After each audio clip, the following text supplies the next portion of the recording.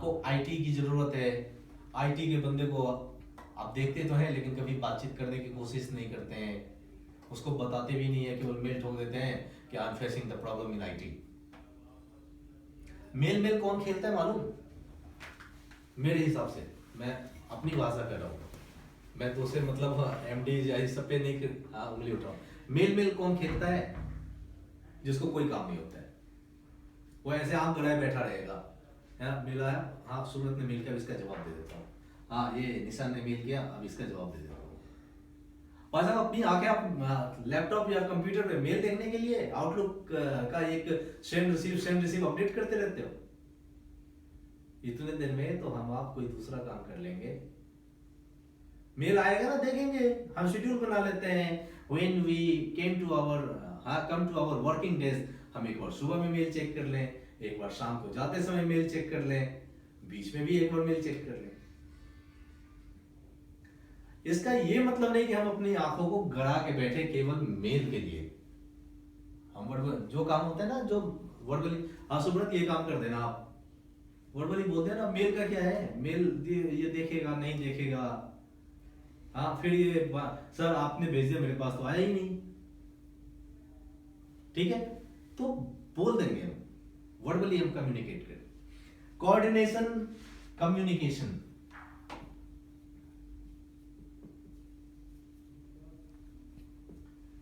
ये सब एक दूसरे से जुड़े हुए होते हैं। और टाइम मैनेजमेंट, टाइम को जब मैनेज करना आप सीख गए तो you are the winner in your life, not at a particular place, everywhere in your life. अगर आप टाइम के अनुसार दौड़ना शुरू कर दिया आपने तो you are the winner in your life, जीत आपकी, ठीक है। क्या हुआ, एक बार एक साधु जा रहे थे, उसकी बड़ी लोग जो है सो इज्जत करते थे गांव में, तो एक बहुत ही बदमाश आदमी आया, उस साधु को बहुत बहुत गाली देना शुरू कर दिया। तो उसने कहा तुम मुझे गाली क्यों देता है? तो कहता मुझे तेरे से जलन हो रही है। बोले जलन क्यों हो रहा है? तो उस बदमाश आदमी ने कहा कि ऐसा है, जलन मुझे इस बात के लिए हो रही है कि मेरी वाहवाही क्यों नहीं हो रही, सब मुझसे दूर भागते हैं। उसने कहा तुम मेरे जैसा काम कर ले, तेरी भी वाहवाही हो जाएगी। उसने कहा हाँ तुम मुझे ट्रेनिंग दे दो, हाँ मैं भी तुम्हारी तरफ बनना चाहता हूँ, ठीक है। बोला ऐसा करो, ये 3 पत्थर उठाओ, 3 पत्थरों को उठाओ और मेरे साथ इस पहाड़ी पे चलो। उस बदमाश आदमी ने 3 पत्थर उठाया, उस साधु के साथ साथ पीछे पीछे चलते हुए पहाड़ी पे चलने लगा। 50 कदम या 100 कदम मुश्किल से गया होगा।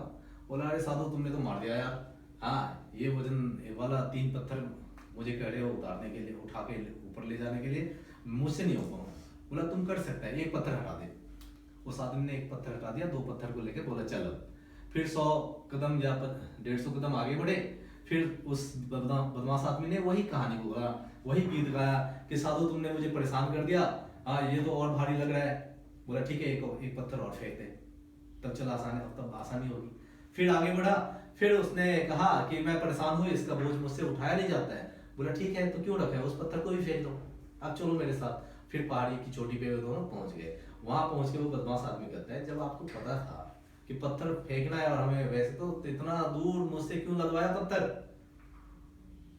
साधु का कहना था कि ये जितने भी पत्थर दिमाग पे लेकर घूम रहे हो तुम लोग, कचरा जो आपको अपने लाइफ में परफॉर्मर नहीं बनने देता है, उसको दूर कर दो,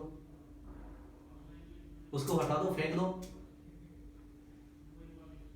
उसको आप हटा दीजिए, फेंक दीजिए, फिर देखिए you will be a performer.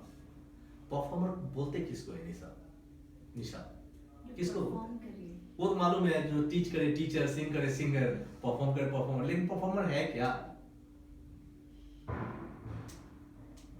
Performer है क्या? जिस किसी भी काम में आपका जो डिलीवरेंस द बेस्ट आता है, जिससे आपको आत्मीय संतुष्टि मिलती है और सामने वाले को भी खुशी मिलता है, दैट्स द परफॉर्मेंस।